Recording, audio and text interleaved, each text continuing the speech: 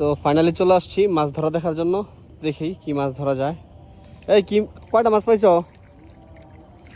হ্যাঁ দেখি মাছ কই কই মাছ কই? মাছ আছে এই জায়গায়?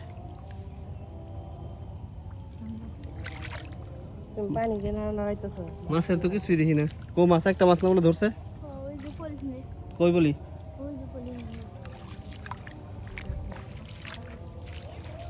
মাছ ওয়াও! এটা কি ইলিশের বাচ্চা নাকি? কি মাছ? সুন্দর মাছ তো। এটা তো আর বড় হইব। ছোট মাছ।